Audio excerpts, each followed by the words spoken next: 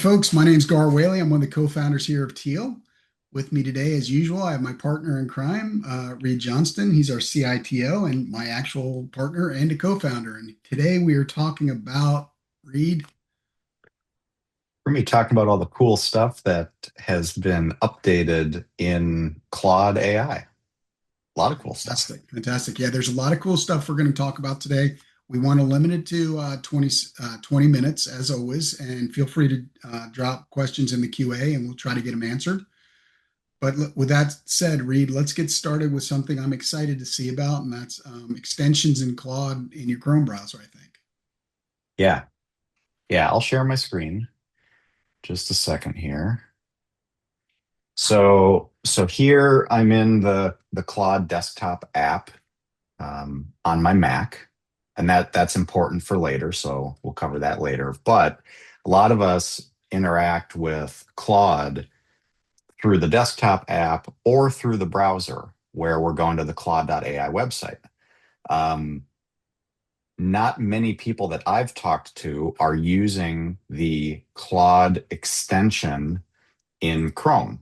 So it shows up in your extension bar, like any other extensions that you might have, like your password manager, or I don't know what else, maybe advertisement blocking extension or something like that. But HubSpot when, extension, Apollo extension. There's yeah, yeah, a ton of extensions. This ton of is extensions. The way this looks at first is I can click the extension and now I can interact with Claude in my browser. So when I'm at a website, I could say summarize this page, but that's not the really cool part about this extension. So it wants to approve. It Okay. does save a step though, rather than copying that into Claude app or Claude browser. Yeah. Yeah. Rather than going back and forth. The neat part about this is we've always been talking about the really important thing with any AI tool is the context. What is the information that it is looking at when you're prompting it?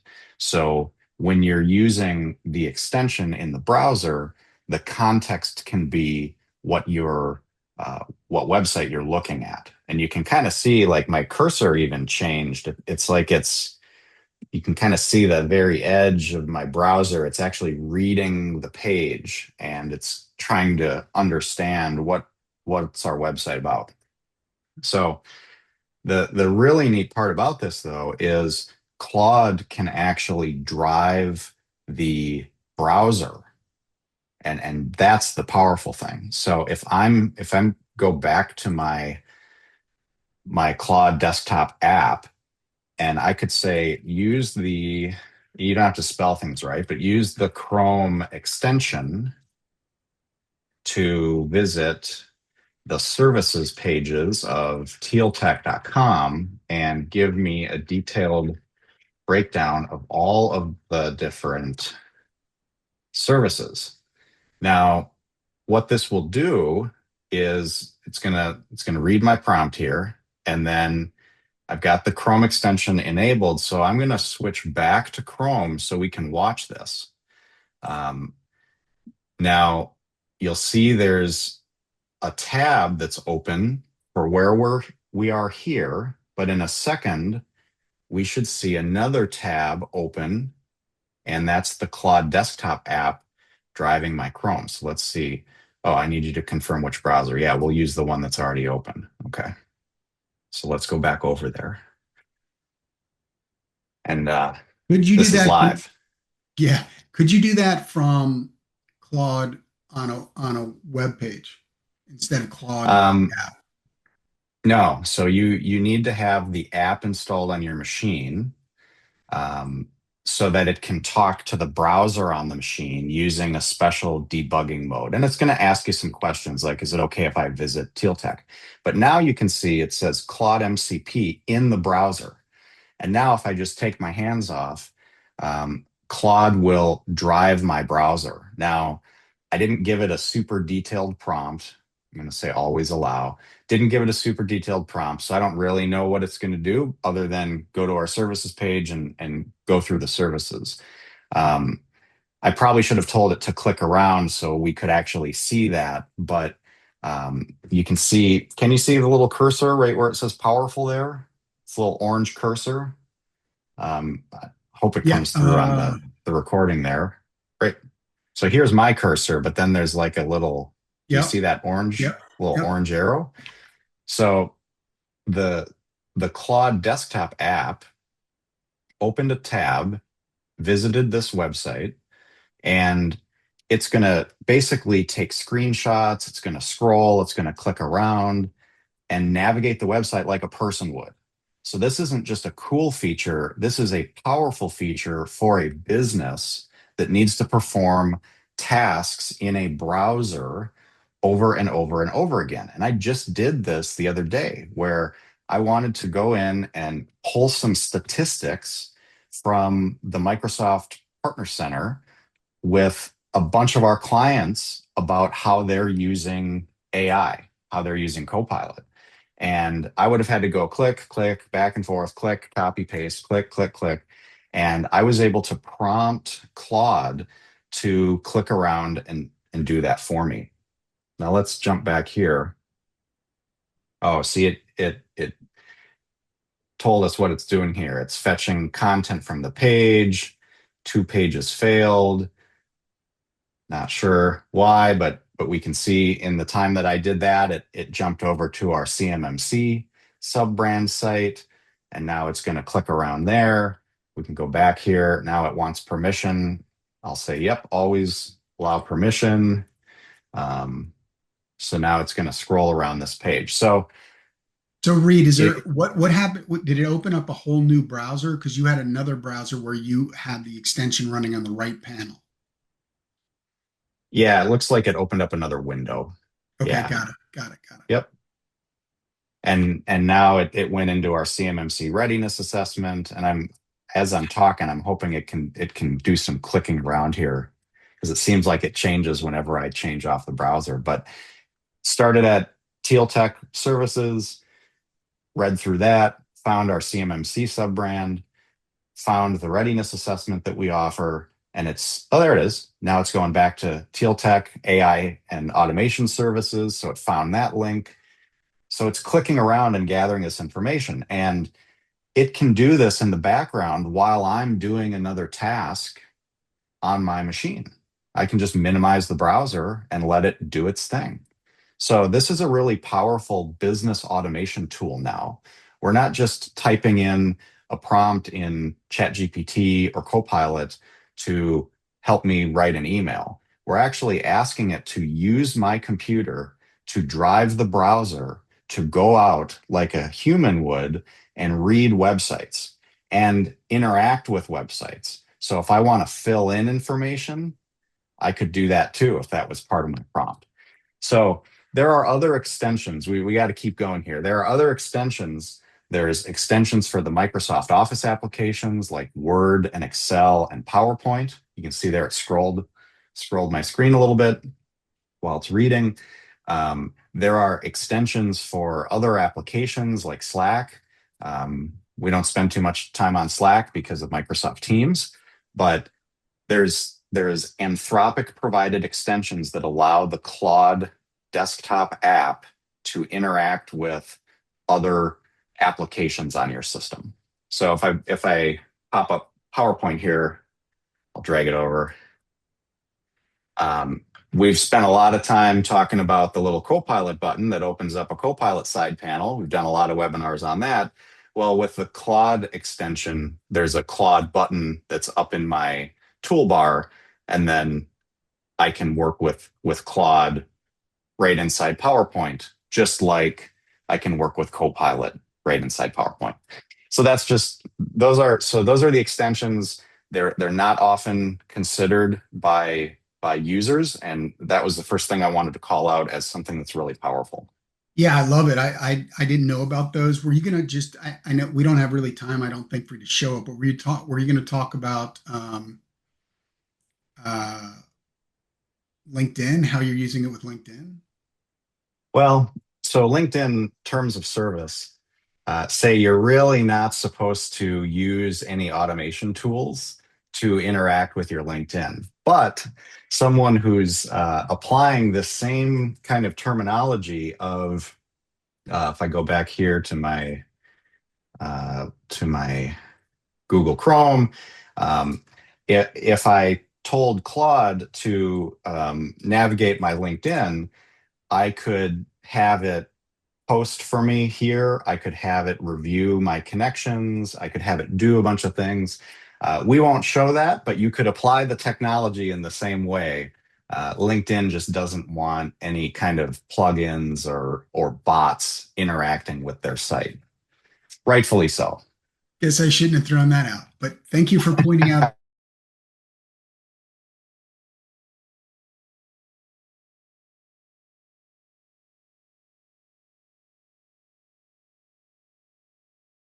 Okay.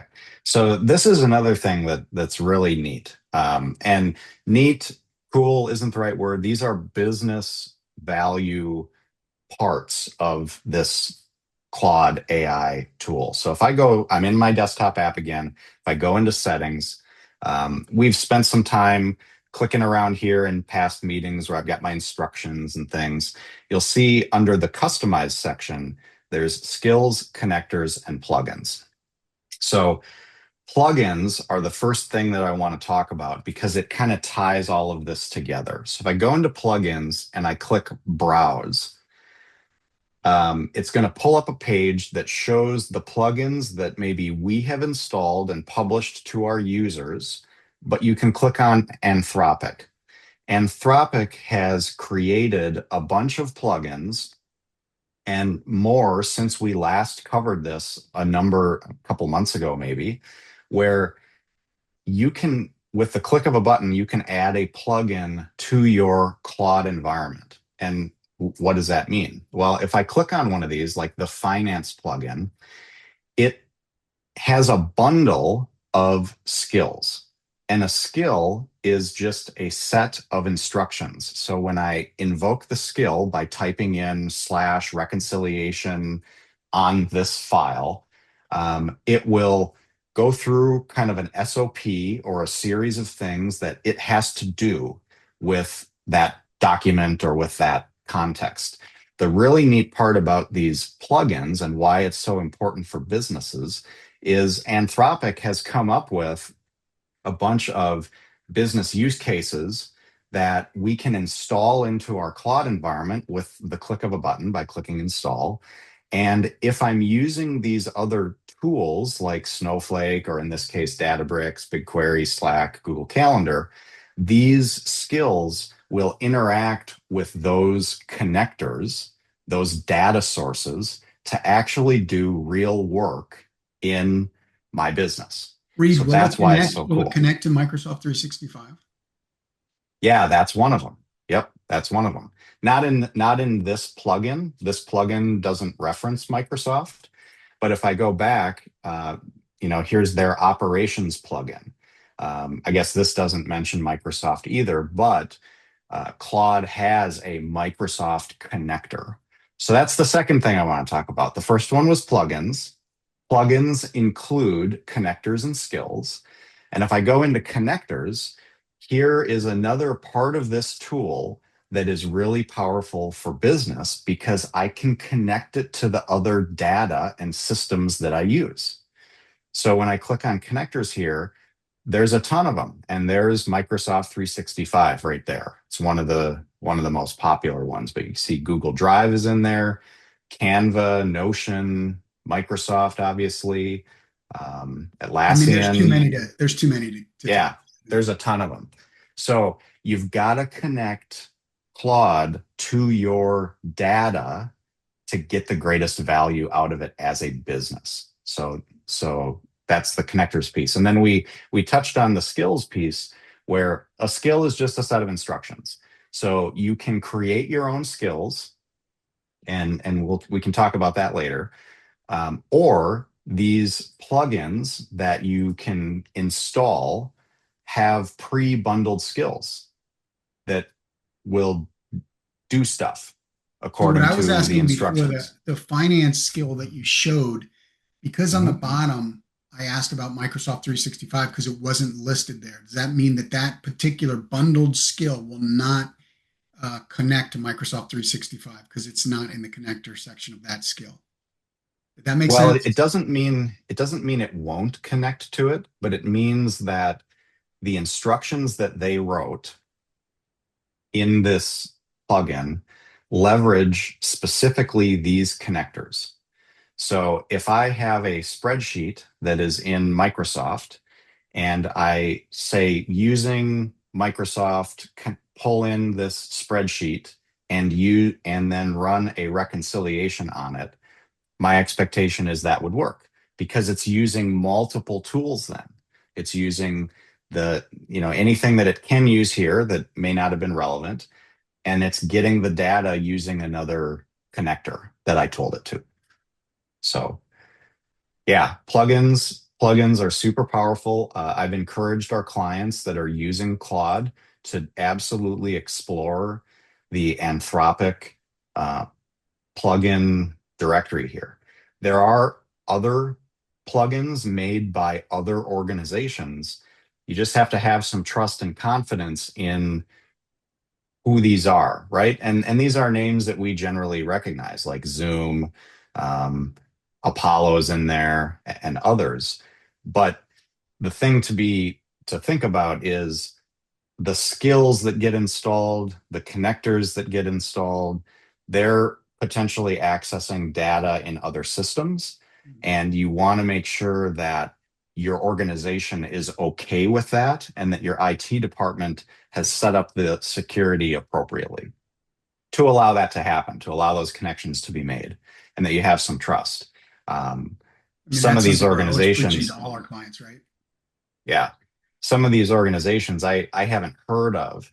But like Zapier, for instance, that's a connector that lets you connect to a ton of other things. So that can potentially open up risk to your organization if you've got a user that's connecting to their own private Zapier account that's connecting to a bunch of other stuff that you don't know what's happening. So Why is it in is a plugin different than a connector?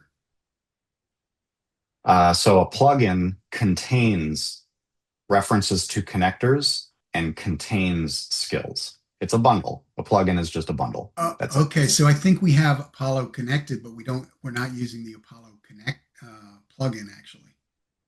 Yep. Yeah. So up Oh, here, so if I'm we going to click go on turn that on this, right after this.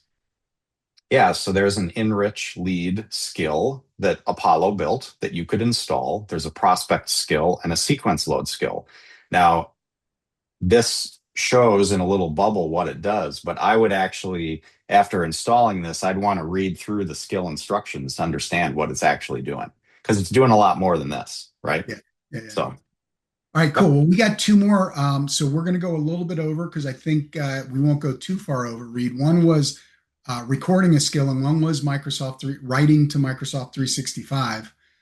Yep. Which one do you want to hit Yeah. next? So, yeah, I want to talk about the Microsoft 365 one because that is a very recent development. So this may be a little bit hard to see because of the font, but originally when the Microsoft connector was available, it had read-only tools.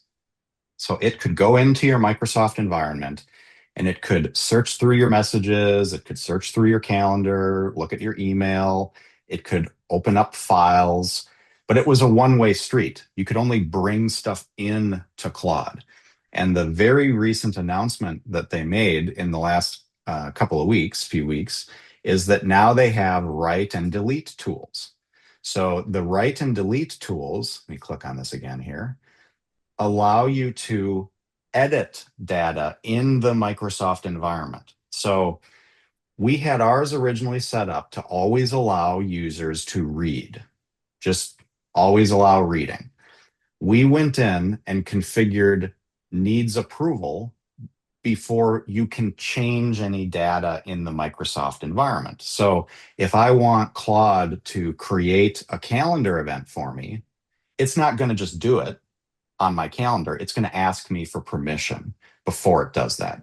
So the human in the loop is really important because you don't always know what the AI tool is going to do. So whenever you're changing your data, deleting your data, you want to make sure that you're getting approval. So they released 30 some write or delete capabilities that you have to turn on. So out of the box, they're all turned off. You'd have to go into your settings and turn them on. And you can create reply drafts, you can create labels, do a whole bunch of stuff that you could not do before um, with the Claude connector. Now, you could do all that with Copilot because Copilot is built into the Microsoft environment and that's had read and write access to your data from the beginning. So this is a pretty powerful change from Claude. So Should we say wanted to call also that that out because you got to turn it on. It doesn't we just should, work automatically. so make sure to turn it on and then be careful. But we should also say that everybody in our organization, it does not have Claude. Um, Right. Only a small subset of people have Claude, maybe six or maybe seven. Yeah, it's 6 or so. Yep. Yeah. Yeah, the minimum Claude team account is 5. So we started there and then we added one or two beyond that. But But the people that do have it um, use it a lot. They use it in production. Like yep. it's not for testing. We actually use it. And then the other thing I would ask is for your opinion or anecdotally.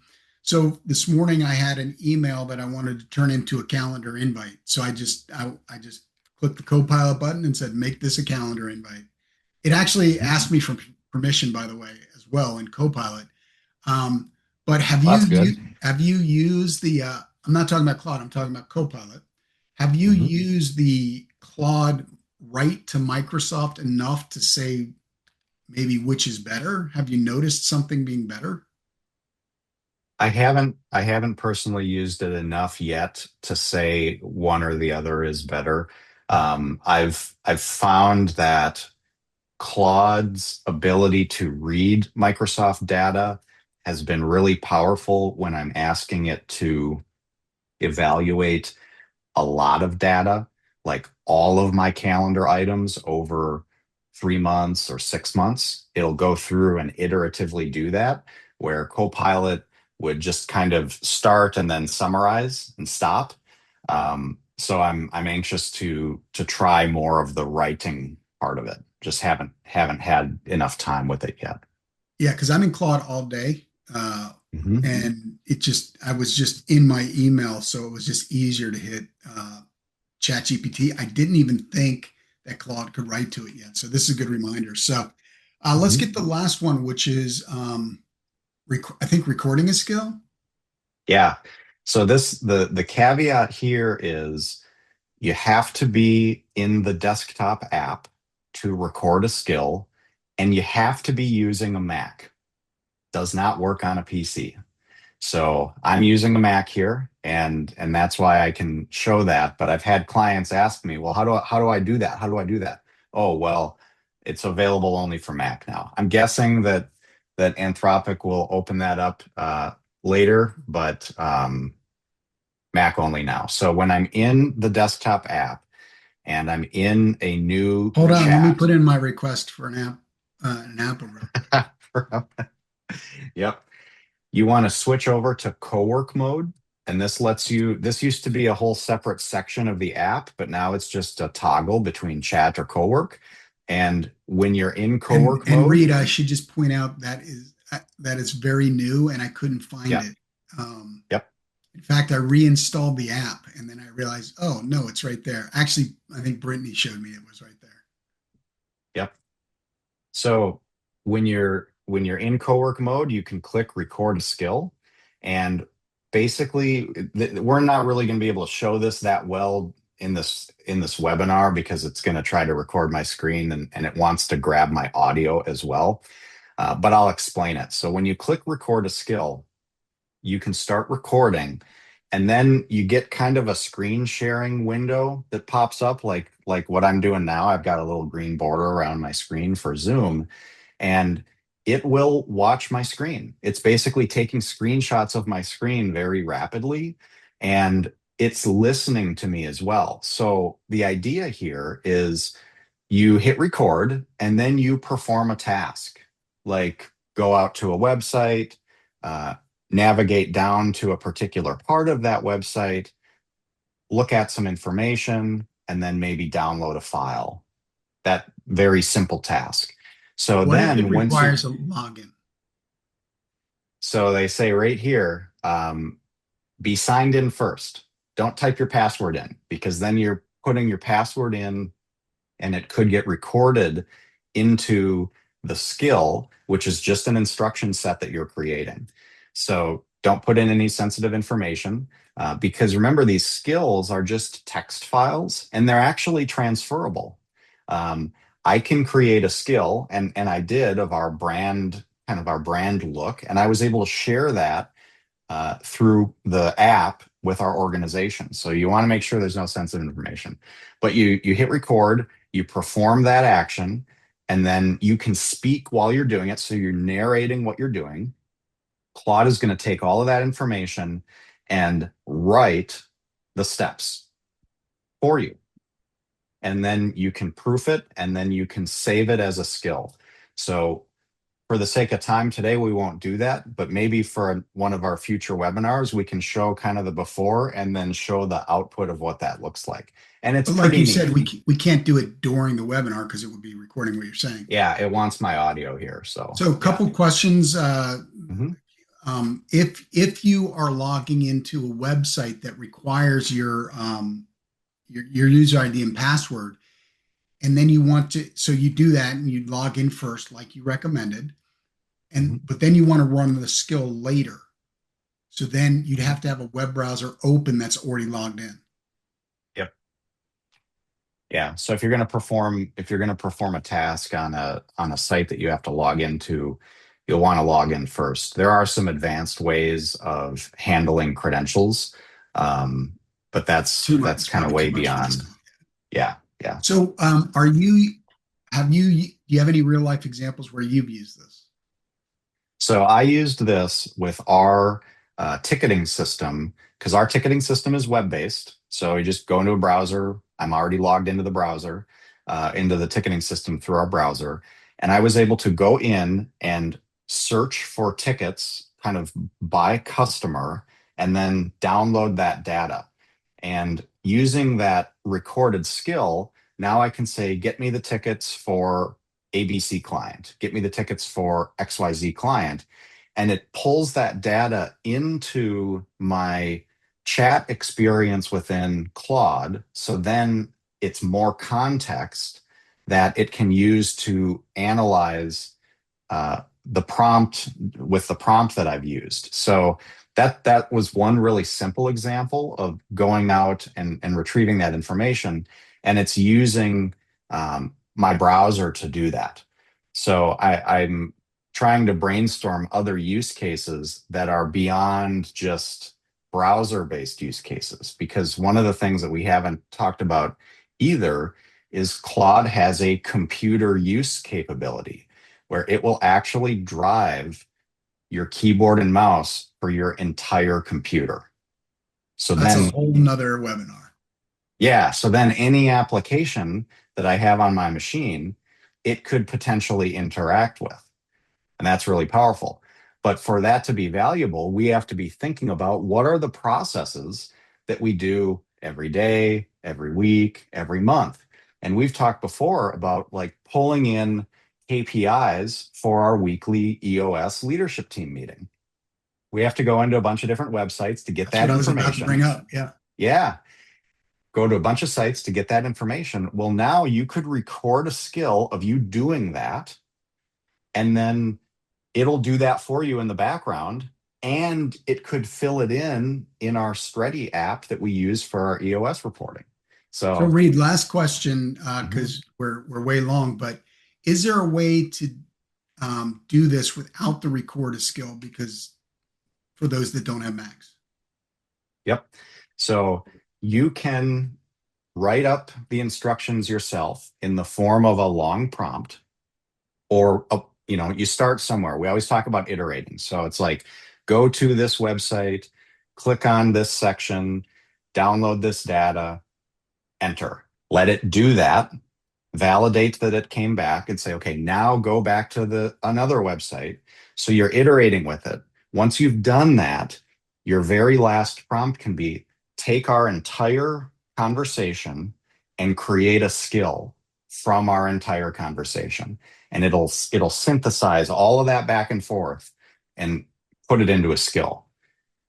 The record a skill just lets it watch you do it rather than go through that entire iterative process. Great. So, Let's cut it off there, Reid. This has been yeah, fantastic, folks. Sorry that we went a little bit long, but it was some great stuff. And I see a few people left, so we always send these out. So you'll get a video recording and any other marketing, any other items that marketing sends along. Reid, thanks so much. We'll talk to you absolutely. in a couple weeks. I think ChatGPT is the next one, but we'll find out. Mhm. Thanks, Sounds folks. good. Thanks See for you joining. later. Have a great day. Bye bye.